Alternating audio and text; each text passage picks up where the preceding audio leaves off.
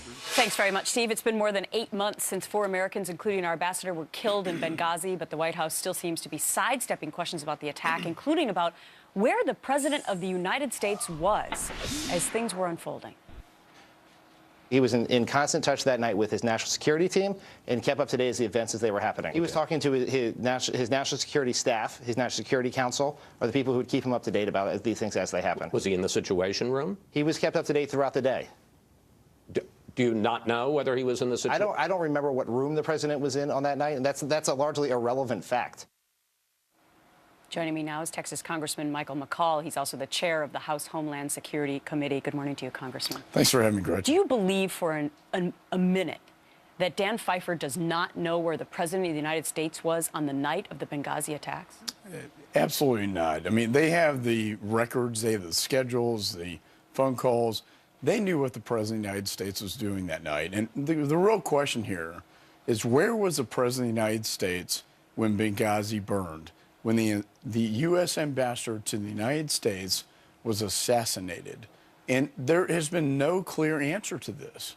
And that's what we're seeking. Mm-hmm. Is it offensive to you that Dan Pfeiffer would call this whole thing irrelevant?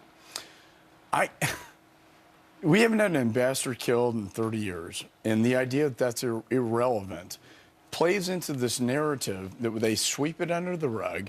Al-Qaeda's on the run, war on terror is over.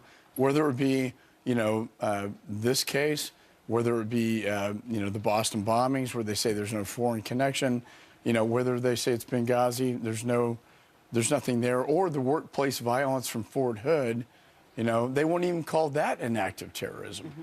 It's deeply disturbing to me that they can't define the enemy, because to counter the enemy, you have to define the enemy. Mm-hmm. I want to get to the workplace violence situation in Fort Hood in just a minute, but first, you did speak to the acting CIA director, Morell, correct, about the talking points? Because Dan Pfeiffer yesterday also went on to say something that was totally erroneous, which was the CIA was solely responsible for those talking points, which we've seen that that's not the case. The State Department and the White House had influence. What did Mike Morell tell you? Well, somewhat confidentially, but his reports were that the analysts gave these talking points, he did edit them, and then they went up the chain. I find it hard to believe, just based upon common sense, that there wasn't some machinations going on in the State Department to change the theme of this to be not one of an act of terrorism, but rather a video. And so I think that's our ongoing examination in the Congress about Benghazi. These are going to be tough questions. Now, I think he's testifying for the Intelligence Committee. It's always in secret, but I'm on Foreign Affairs. That will be out and open. I questioned Secretary Clinton. The last opportunity she had to testify before Congress was on our committee in Foreign Affairs, and asked her several things. I said, one, you had a March warning. You had a May warning about security. You were hit twice, one with an IED in the consulate, and then the August 16th cable that came out, a cry for help, if you will, emergency meeting by the ambassador, which largely went ignored. That's the criminal thing here. So many unanswered questions there. Real quickly on the Department of Justice and any role that they could have in changing the description of what happened at Fort Hood from workplace violence to an act of terror. Why won't they do that, and is it their responsibility? It is their responsibility. I mean, I've worked very hard with Frank Wolf and others, writing letters to the Secretary of the Army.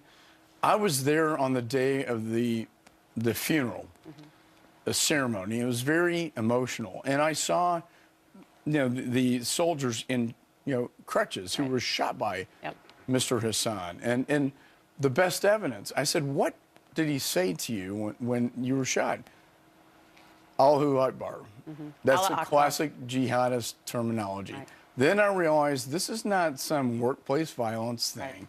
This is elevated to a whole new level. And when you look at the email exchanges between Mr. Hassan and al-Awlaki, who was at that time arguably the #1 terrorist in the world. Right. We'll have tied to see to the 9/11 hijacker. We'll have to see how that all plays out. Right now, it's still workplace violence. Congressman Mike McCaul, thanks so much for your time. Well, it was not workplace violence.